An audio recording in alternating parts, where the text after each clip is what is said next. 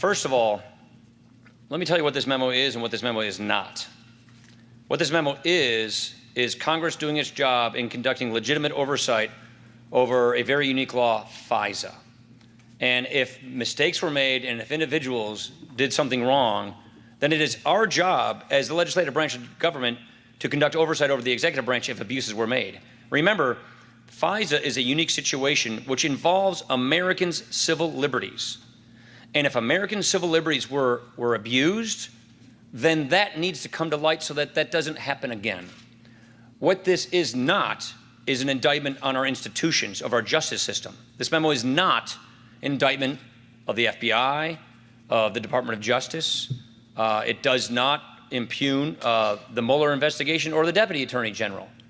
What it is the Congress's legitimate function of oversight to make sure that the FISA process is being used correctly, and that if it wasn't being used correctly, that needs to come to light and people need to be held accountable so that we do not have problems again, because this does affect our civil liberties. Carrie. Speaker, Schumer as well as Nancy Pelosi have called on you to remove Chairman Nunes from his position on the intel committee. What's your response? I think they're just playing politics, and I think they're looking for a political distraction is what I get out of that. Look, the tax cuts are working. Tax reform is working. We've got ISIS on the run. Things are going well. Economic confidence, as I said, is at a 17-year high. I think they would love nothing more than to play politics and change the subject. Devin Nunes helped shepherd through a reauthorization of 702, which is the foreign terrorist, foreign surveillance law. So he's focusing on keeping our country safe, focus on national security. I think what they're trying to do is just sidetrack us with some political game. It's important that we scrub these memos for any sources and methods that could reveal national security or compromise national security. That scrubbing has taken place. In consultation with the FBI, they made a change to register those concerns, and then they voted on releasing the memo to the White House. So the process is exactly what it should have been. Scrubbed to make sure that there are no sources and methods being revealed. When a matter was brought to the attention of the committee, they addressed that matter, and then they went through the committee process. Yeah. Mr. Speaker, Republicans are traditionally the party of law and order. You have an FBI director saying, please don't release this memo. It is misleading. It is incomplete. He was appointed by a Republican president. Doesn't that give you pause? No, what concerns me is if we are violating American civil liberties. You have to remember, this FISA law is a very unique law. The FISA law, I'm talking about Title I of FISA, there's been some confusion about different titles in this law.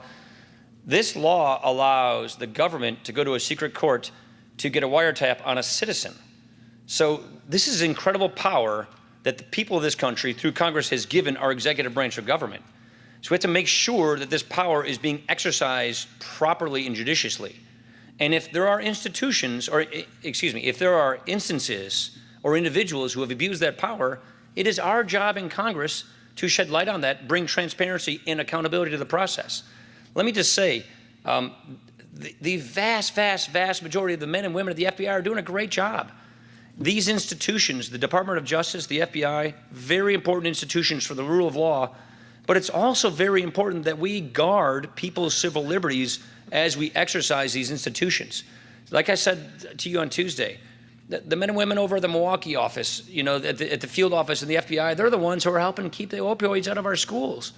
So these men and women are doing a fantastic job, but we also have to make sure that if there are certain individuals who did the wrong thing, who either brought bias or cut corners or did something wrong that implicates in American civil liberties, it is our job as congressional overseers to bring people to account so that it doesn't happen again. Molly. Senator McConnell, have you seen the memo? And secondly, do you agree with Senator Nunes that the Senate Intelligence Committee, at least Richard Burr, should see the memo before it's released publicly? No, I haven't, and I don't have any suggestions to make to the Speaker. I think he's handling this just right. Last question. PCO. Mr. Speaker, do you really believe that this memo has nothing at all to do and no impact on the special counsel? What I'm trying to say is people should not draw lines. People should not implicate.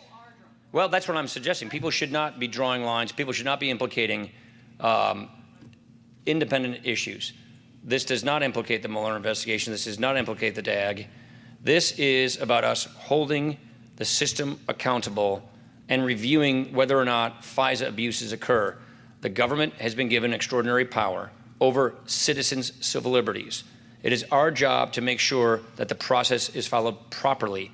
And if it's not followed properly, then we need accountability. I say let all of it out, so long as we're not involving sources and methods. So long as we're not revealing sources and methods to protect our national security, the more transparency, the better, so that the people of this country can see that their civil liberties are being protected, that the Constitution is being followed.